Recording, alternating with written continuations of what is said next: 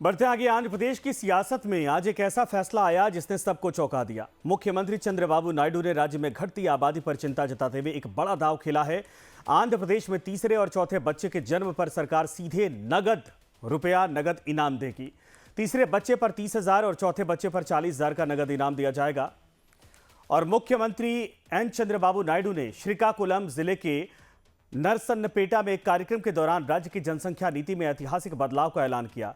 नायडू ने कहा कि बच्चे भविष्य की असली संपत्ति हैं और राज्य में गिरता प्रजनन दर आने वाले समय में आर्थिक संकट पैदा कर सकता है। సంపద పిల్లల కోసం మనం అందరం కూడా కృషి చేయాల్సిన అవసరం వచ్చిందని మీ అందరికీ తెలియజేస్తున్నా।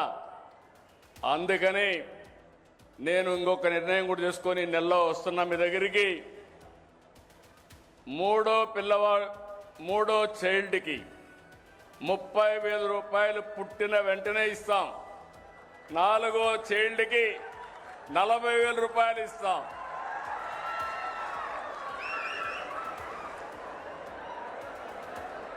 ఇది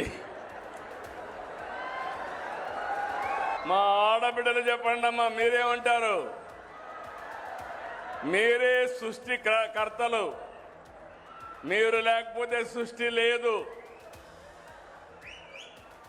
అలాంటి మనందరం కూడా ఆలోచించుకోవాల్సిన అవసరం ఉంది। నేను వస్తాను। మీరు అనుకుంటున్నారు పిల్లలు భారం అని, కాదు, పిల్లలే మీకు సంపదను నిరూపించే బాధ్యత నాదని మరొకసారి హామీ ఇస్తున్నా।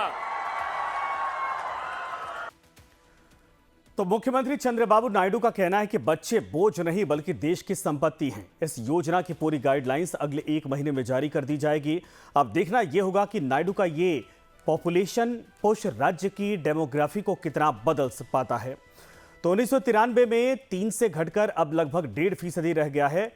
और कुल मिलाकर यह कहा जाए कि जो टारगेट सरकार का है वो TFR को 2.1 के आदर्श लेवल पर स्तर पर पहुंचाना है। बुजुर्ग आबादी इस वक्त 2047 तक राज्य में बुजुर्गों की जो संख्या है 60+ की संख्या है वो 23% होने का अनुमान है। और चंद्रबाबू नायडू सरकार की इस अनोखी स्कीम के बारे में जिसने भी सुना वो हैरान रह गया, क्योंकि आज तक तो फैमिली प्लानिंग के लिए सरकार करोड़ों खर्च करती है, लेकिन आंध्र प्रदेश में सीएम चंद्रबाबू नायडू ने अजीबोगरीब ऐलान कर लोगों को अचंभित कर दिया। तभी तो विपक्षी दल YSR कांग्रेस के राष्ट्रीय प्रवक्ता कार्तिक ने तीखी प्रतिक्रिया दी है। सुनिए आप।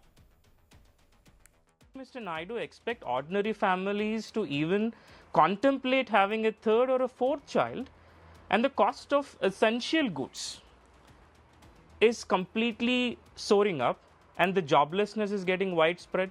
Education and medical expenses have become impossible to bear, and both middle class and the poor families are fighting just to get their both ends met. Rather than building economic stability, creating employment, reinforcing welfare programs and rebuilding public confidence, Mr. Naidu is delivering this dramatic announcement with no accountability whatsoever. और इससे पहले 5 मार्च को उन्होंने विधानसभा को सूचित किया था राज्य सरकार दूसरे बच्चे वाले जोड़ों को 25,000 रुपए का प्रोत्साहन देने पर विचार कर रही। नायडू के अनुसार बदलते सामाजिक और आर्थिक रुझान परिवार के आकार को प्रभावित करते रहे हैं। नायडू के बयान को लेकर लोकसभा परिसीमन से जोड़कर इसको देखा जा रहा। दरअसल केंद्र की बीजेपी सरकार परिसीमन को लेकर बिल संसद में एक बार रख चुकी है। दक्षिण के राज्यों को डर है कि 46 साल से रुका हुआ परिसीमन जनसंख्या को आधार मानकर हुआ तो लोकसभा में हिंदी भाषी राज्यों के मुकाबले उनकी सीटें घट जाएंगी।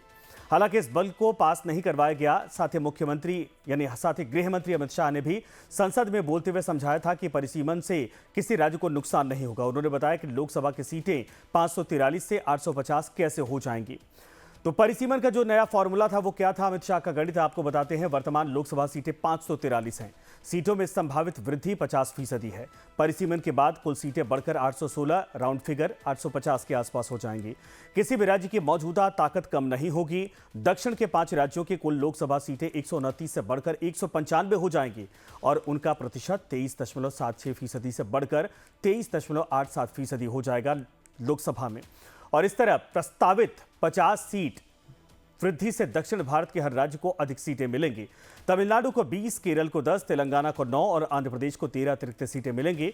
उत्तर प्रदेश के बाद लोकसभा में दूसरे सबसे अधिक सांसदों वाला राज्य महाराष्ट्र है, जिसे 24 अतिरिक्त सीटें मिलेंगी। अब सवाल यह है कि क्या यह फैसला आंध्र प्रदेश के भविष्य को बदल देगा? क्या आर्थिक संकट से बचने की ये एकमात्र तरीका है, जिसको लेकर चंद्रबाबू नायडू अब कोशिश करते दिखाई दे रहे हैं? हमारे साथ दो मेहमान इस वक्त जुड़ गए हैं। अनंत अमित है, प्रवक्ता भारतीय जनता पार्टी से। शेखर कुमार जी हैं, राजनीतिक विश्लेषक। शुरुआत मैं शेखर जी आपसे करना चाहूँगा।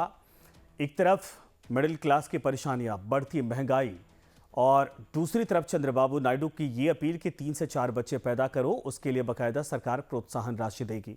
देश में ऐसे ही जनसंख्या विस्फोट है जिसको कंट्रोल करने की बातें कही जाती हैं। चंद्रबाबू नायडू चूंकि नए मुख्यमंत्री नहीं है, बहुत मंझे और पुराने राजनेता हैं, लेकिन उनका ये तरीका, इसको क्या समझा जाए, किस तरीके से लिया जाए? परिसीमन का डर या फिर कुछ और है? देखिए, जहां भी जनसंख्या जब भी बढ़ती है किसी भी देश में, संसाधनों की कमी होती है, बेरोजगारी आती है, बुनियादी ढांचे पे प्रभाव पड़ता है, गरीबी और कुपोषण आता है, शहरीकरण और श्रम की समस्याएं आती है। ऐसी स्थिति में चंद्रबाबू नायडू जो सरकार के भागीदार हैं, चंद्रबाबू नायडू का ऐसा कहना जो है, और कैलाश विजयवर्गीय जैसे इनके नेता वो स्वागत कर रहे हैं इस बयान का। एक तरफ तो भाजपा जनसंख्या नियंत्रण बिल लाने की बात करते हैं 2019-2021 में, अभी भी कहते हैं हम कटिबद्ध है उस कानून को लाने के लिए, और दूसरी तरफ इनके नेता इस तरीके के बयानों का समर्थन कर रहे हैं, इस तरीके की योजनाओं का समर्थन कर रहे हैं, तो इसका मतलब इनके पास कोई नीति नहीं।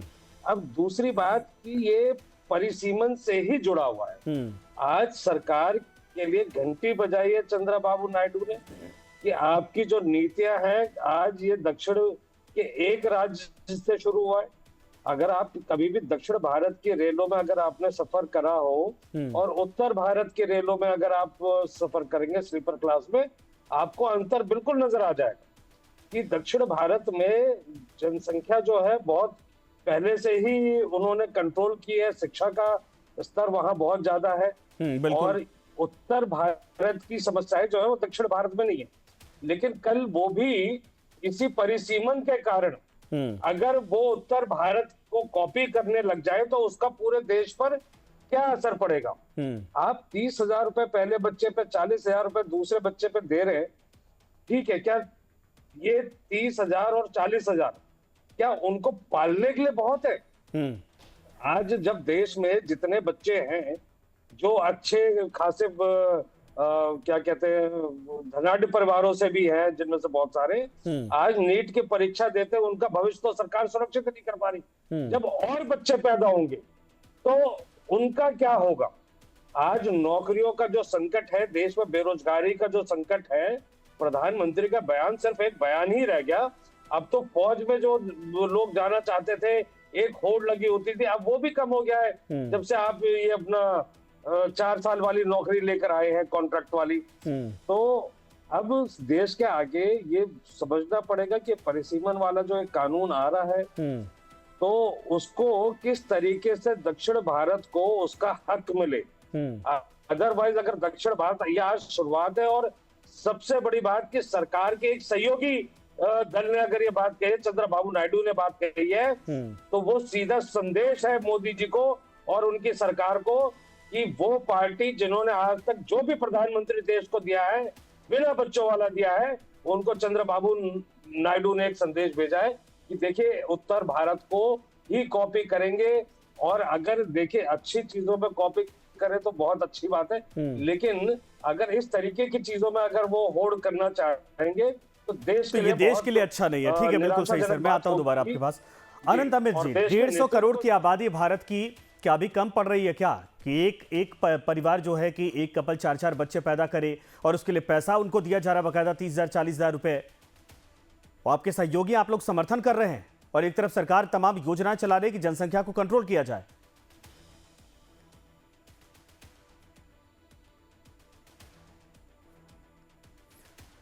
अनंत अमित जी, मेरी आवाज आ रही है आपको?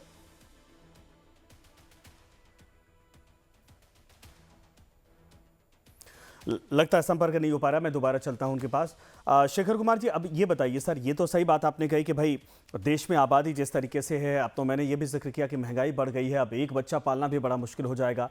चंद्रबाबू नायडू क्या वाकई में अच्छा आ गए हैं? भारतीय जनता पार्टी के प्रवक्ता हमारे पास से जुड़ गए हैं। अनंत अमित जी, जवाब दीजिए, 150 करोड़ की आबादी अभी कम है क्या कि एक कपल एक परिवार 4 बच्चे पैदा करे और भारतीय जनता पार्टी उसका समर्थन करे?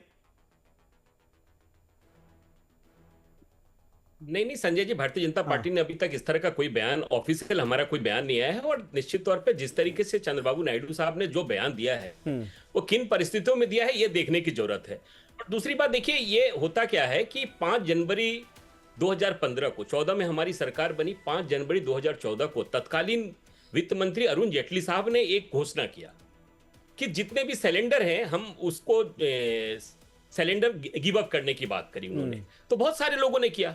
अब माननीय प्रधानमंत्री जी ने अब एक घोषणा करी है कि साहब आप मेट्रो से सफर करिए, तेल आयात बचाइए, तमाम चीजें घोषणा करी। तो उन्होंने घोषणा की जैसे अब हम भी कार से चलते थे, मेट्रो से चल रहे हैं। अब जैसे हमारे एक बच्चे हैं, लालू जी के 11 बच्चे थे, 11 बच्चे हैं। तो इस तरीके से, और ये इसमें जाने की जरूरत है कि उस राज्य के मुख्यमंत्री जी ने ये घोषणा की है, किन परिस्थितियों में की है, वहां डेमोग्राफी को लेकर की है या जो भी चीजें। और जहां तक परिसीमन की बात हो रही है, परिसीमन को लेकर माननीय गृह मंत्री जी ने लोकसभा के अंदर कहा कि तमाम राज्यों की कैसे सीटों का संख्या बढ़ेगा, इसीलिए परिसीमन वाली कोई ऐसी इशू नहीं है। लेकिन इसके पीछे जानने की जरूरत है कि माननीय चंद्रबाबू नायडू साहब ने यह बयान किस आधार पर दिया है, किस परिस्थितियों में दिया है, ये जानने का विषय है। तो निश्चित तौर पे अब देखेंगे हम उन्होंने किस तरीके से ये बयान दिया है। लेकिन जनसंख्या इस देश की समस्या है, इस समस्या से हम अपने आप को इग्नोर नहीं कर सकते हैं। और जिस तरीके से आंध्र प्रदेश में जो समस्याएं हैं, निश्चित तौर पे वो राज्य का समस्या हो सकता है, उस आधार पर उन्होंने कहा होगा। लेकिन अभी तक भारतीय जनता पार्टी का इस तरह का कोई बयान संजय जी नहीं, राज्य की समस्या इतनी ज्यादा नहीं है कि वहां पर आबादी इतनी कम है। कहा यही जा रहा है कि परिसीमन का डर है दक्षिण भारत के राज्यों को।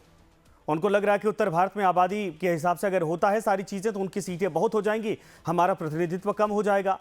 आज भले से आप लोग 50% का लालच दे रहे हैं, लेकिन आपकी सरकार आने वाले वक्त में होगी या किसकी सरकार होगी, फिर से परिसीमन होता है तो फिर उनको जो पढ़े लिखे होने के नाते जनसंख्या नियंत्रण की जो पॉलिसी उन लोगों ने अपनाई थी, स्वविवेक अपनाया था, उसका खामियाजा कहीं भुगतना ना पड़ जाए।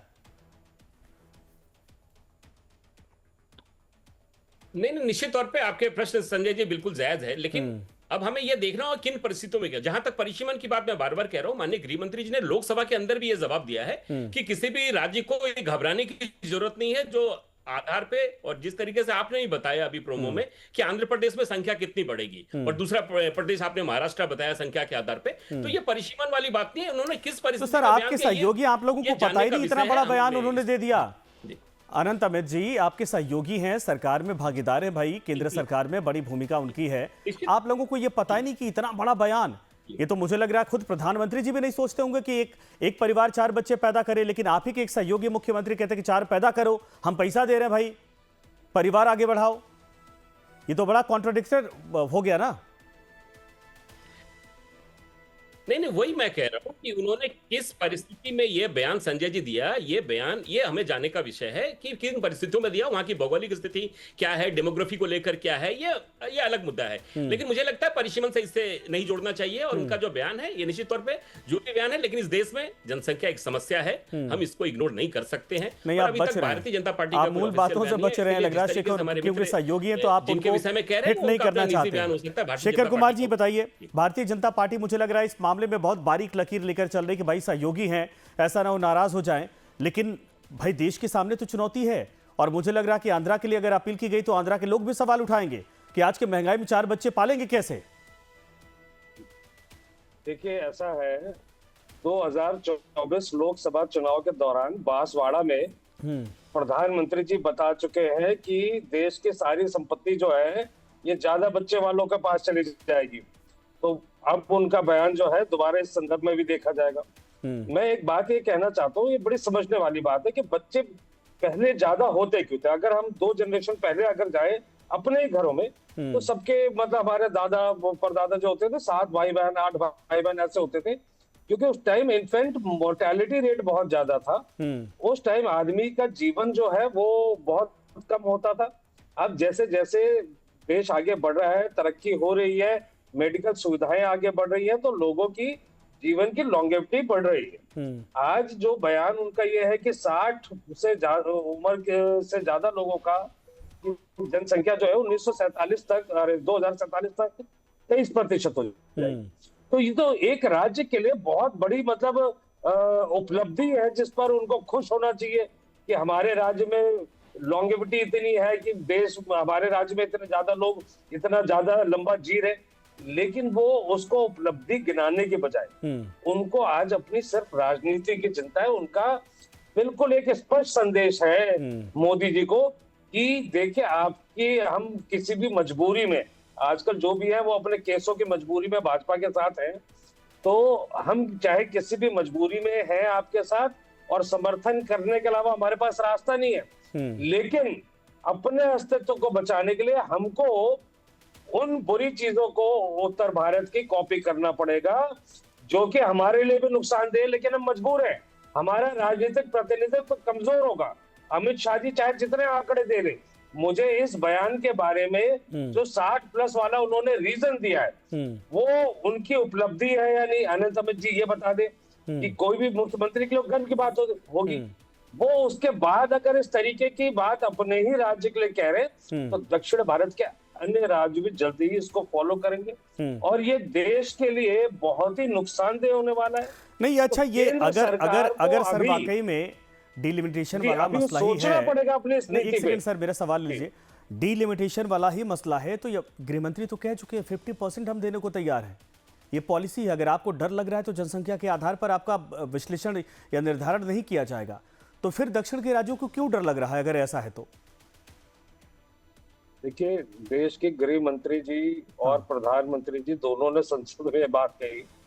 उनके सहयोगी भी उनकी बातों पे कितना भरोसा कर रहे हैं, वो इसी चंद्रबाबू नायडू जी के बयान से पता लग गई कि इनके वादे देखे देश के बाकी के लोग तो मानते नहीं, लेकिन जो इनके सहयोगी हैं वो इन पर कितना भरोसा कर रहे हैं, ये चंद्रबाबू नायडू जी के बयान से क्लियर है। क्योंकि ये जो एक अपनी उपलब्धि थी, उस उपलब्धि को पीछे रख के अगर ये जनसंख्या बढ़ाने की ठीक है, बात कर समझ रहे गया। हैं, अनंत अमित तो जी, ये जिसका जवाब बीजेपी बिल्कुल के भाजपा सीनियर को नेताओं सोचना का भी पड़ेगा इस बात पे। भरोसा, दरअसल उनकी बातों पर भरोसा नहीं करते हैं आपके साथी मुख्यमंत्री। ये शेखर जी का कहना है कि चंद्रबाबू नायडू को ट्रस्ट नहीं है। देखिए, ये चंद्रबाबू नायडू जी आज हमारे एनडीए के आज के एलआई नहीं है। हमारे सबसे पुराने एलआई जनता दल यू और चंद्रबाबू नायडू साहब है, और आज से नहीं है, हम अटल जी के समय से ही हमारे एलआई है। इसीलिए विश्वास का जहां तक इनका मामला ईडी है, का केस कब खत्म हुआ? इनका ईडी का केस कब खत्म हुआ? देखिए, ओपोजिशन के पास तो इसके अलावा कोई होता नहीं है। ईडी, सीबीआई, ये तमाम ऐसी बातें करना और एक नैरेटिव सेट करना। लेकिन मुझे ये लगता है संजय जी, ये निश्चित तौर पे जो भी मुद्दा उन्होंने जो कहा है, मैं बार बार कह रहा हूं, निश्चित तौर पे समस्या है, पॉपुलेशन देश की समस्या है, इससे हम इनकार नहीं कर सकते हैं। लेकिन मैं बार बार कह रहा हूं, चंद्रबाबू नायडू साहब ने जो बयान दिया है वो किस आधार पे दिया है, राज्य की परिस्थितियां क्या है, राज्य की डेमोग्राफी में क्या चेंजेस आ रहे हैं, उस आधार पे उन्होंने दिया। अरे आप लोग राष्ट्रीय पार्टी है सर, आप लोगों को पता ही नहीं कि राज्य में परिस्थितियां क्या है, क्या वाकई में ये होना चाहिए? जी, राज्य, आप तो राष्ट्रीय पार्टी है ना सर, जी सर। आप लोग तो पूरे देश का विश्लेषण आप लोगों को पता होता है। क्या ऐसी मजबूरी हो गई कि चंद्रबाबू नायडू को ये कहना पड़ गया? ये अगली डिबेट में आपको बताएंगे, या तो उनका कल बयान आया है, एनालिसिस कर रहे हैं, बताएंगे आपको इस विषय में उनका जो बयान। शेखर जी इसका जवाब देना चाहते हैं। शेखर जी, चंद्रबाबू नायडू जी ने अपने बयान में वो सारे कारण बता दिए जिसकी वजह से घोषणा कर रहे। उन कारणों को मैंने बता दिया कि वो कोई कारण बनते ही नहीं है। एक मुख्यमंत्री अपनी उपलब्धि को उपलब्धि नहीं बता रहा है। अब सीधा सा सवाल ये है कि इस तरीके को चीज को लेके भाजपा का क्या रुख है? वो जनसंख्या देश की और बढ़ाना चाहते हैं या कम करना चाहते हैं? क्योंकि अगर वहां जनसंख्या बढ़ेगी तो कहीं और तो आप लोगों को नहीं अचानक खत्म कर देंगे। तो वो देश के लिए अल्टीमेटली वो बढ़ेगी तो बढ़ेगी। तो भाजपा का क्या रुख है, स्पष्ट कर दे। क्योंकि चंद्रबाबू नायडू रीजन दे चुके हैं। आपका अपने सहयोगी के बारे में आप उसका समर्थन करते या नहीं करते, वो अगली डिबेट के लिए कुछ नहीं, ये तो खुद बोल रहे हैं कि हम जनसंख्या बढ़ोतरी का समर्थन नहीं करते, लेकिन आप कह रहे थे एक बार फिर से पूछते हैं। शेखर जी, आप ही ने कहा ना, बताइए। तो शेखर जी, आप ही ने कहा ना, पहले की बात कही, आज की बात कही, तो मैं आज तो कह रहा हूं कि हमारे 1 बच्चे हैं, लालू जी के 11 बच्चे हैं। तो ये तो स्वयं पे भी ये बनता है ना। अब एक गुड़गांव में एक पति पत्नी जॉब करते हैं, उन्होंने उनसे पूछा गया कि साहब आपके बच्चे, उन्होंने कहा जी हम तो दोनों मिलकर 2.5 लाख रुपए कमाते हैं, हम बच्चे पैदा कर लेंगे, उनको पढ़ाएंगे कहां से? तो ये तो स्वयं का भी है ना, लोगों को सोचने की भी जरूरत है। देखिए अगर लालू जी के 11 बच्चे हैं तो किसी के बच्चे नहीं भी हैं तो एक भी क्यों करा, जब देश का नेतृत्व जो है ऐसी लोगों को बनाया जा रहा है जिनके बच्चे नहीं है। हाँ। तो ये तो पूरे देश को संदेश दिया जाए कि प्रधानमंत्री आप तभी बनोगे भाजपा से जब आपके बच्चे नहीं होंगे।